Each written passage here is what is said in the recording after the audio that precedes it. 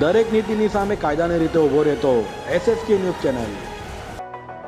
માં તાપી પ્રાગટ્ય મહોત્સવને લઈ શ્રી કુરુક્ષેત્ર સ્મશાન ભૂમિ જીર્ણોદ્ધાર ટ્રસ્ટ દ્વારા પૂજા અર્ચના સાથે પૂજ્ય મોટા સૂર્યોદય ઘાટ પરથી 1100 મીટરની ચુંદડી માં તાપીને અર્પણ કરી હતી। શ્રી કુરુક્ષેત્ર સ્મશાન ભૂમિ જીર્ણોદ્ધાર ટ્રસ્ટ દ્વારા સૂર્યપુત્રી માં તાપીના પ્રાગટ્ય દિને પૂજ્ય મોટા સૂર્યોદય ઘાટ કુરુક્ષેત્ર ધામ ખાતે પૂજા અર્ચના અને ત્યારબાદ 1100 મીટર લાંબી ચુંદડી અર્પણ કરાઈ હતી। આ પ્રસંગે સંતો અને મહાનુભાવો ઉપસ્થિત રહ્યા હતા।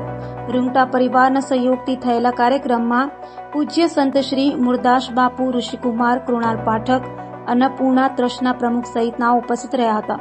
તો ગુજરાત રાજ્યના મંત્રી મુકેશ પટેલ, હર્ષસંઘવી, સુરતના મેયર, ધારાસભ્યો અને કોર્પોરેટરો સહિતનાઓ મોટી સંખ્યામાં શહેરીજનો હાજર રહ્યા હતા।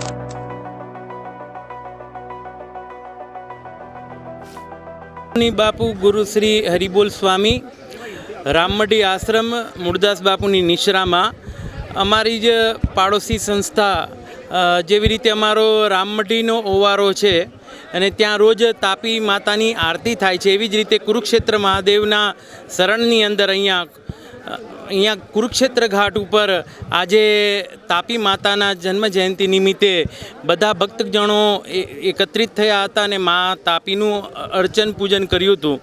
તો એના માટે બધા એકત્રિત થયા હતા। ભક્તિ જોઈતી હોય તો મા જમનાજી આપે છે, યમુનામાં ભક્તિ જોઈતી હોય તો યમુનાજી આપે। જ્ઞાન દદાતી ગંગા, ગંગાના કિનારે જ્ઞાન મળે છે, નર્મદાના કિનારે આનંદ મળે છે। એવી રીતે મા તાપીનું તપ એવડું મોટું છે કે અહીંયા ક્ષણ માત્રની તપસ્યા પણ ફલીભૂત થાય છે, સવાગણું ફળ આપે છે। એટલે હું શહેરીજનોને આ તાપી જયંતિના દિવસે બસ એટલી જ પ્રાર્થના કરીશ કે મા તાપી ને આપણે તો તાપી મૈયાને શું સ્વચ્છ કરીએ, રોજ આપણને સ્વચ્છ માં તાપી કરે છે, પરંતુ છતાં પણ આપણું કર્તવ્ય બને કે કોઈ પ્લાસ્ટિક, કોઈ કચરું તાપી મૈયાની અંદર નાખવું નહીં અને આપણે બને એટલી સ્વચ્છતા રાખવી અને તાપી સ્વચ્છતા અભિયાનની અંદર જોડાવ, માં તાપીની પૂજા અર્ચનાની અંદર જોડાવ। કેમ કે આપણે તાપી માતાને સાચવશું, આપણે તો શું સાચવીએ, રોજ આપણને સાચવે છે, છતાં પણ હું કહું કે આપણું કર્તવ્ય, આપણો જે રોજિંદી આપણી ક્રિયાઓમાં જે પણ આપણે અનવોન્ટેડ સ્પીસીસ જેવી રીતે આ સૃષ્ટિની અંદર છે, એવી રીતે આપણી જે પણ ખરાબ આદતો છે પ્લાસ્ટિકની કે બીજી કોઈ, તો એવી ગંદી વસ્તુઓ આપણે જલની અંદર પધરાવીએ નહીં અને માં તાપીને સ્વચ્છ રાખીએ। એ જ મારી આ તાપી જયંતિના દિવસે આપ સૌને અરજ છે, પ્રાર્થના છે અને આપ સૌને તાપી જયંતિની ખૂબ ખૂબ શુભેચ્છા, ખૂબ ખૂબ શુભકામના અસ્તુ।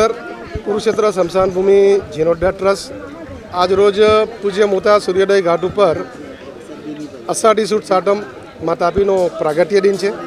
જે રીતે પૌરાણિક ગ્રંથોની માન્યતા છે એમાં આપણા ઋષિમુનિઓએ આપણે એક દિશા સૂચન કર્યું છે કે ગંગા સ્નાને, યમુના પાને, નર્મદા નીરે અને તાપી સ્મરણે, તાપી માતાનું સ્મરણ કરવાથી દુઃખોનો નાશ થાય છે।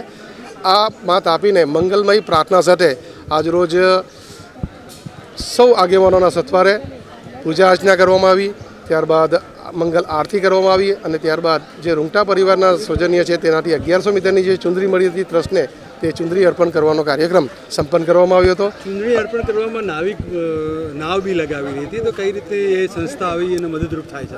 એ રાંદેરના અમારા ખારવા સમાજના જુદા જુદા મંડળો છે, જુદા જુદા આગેવાન છે। ગણેશભાઈ સેલર એ પૂર્વ રમતગમત અધિકારી છે અને એની આગેવાનીના આ બધા મિત્રો છે।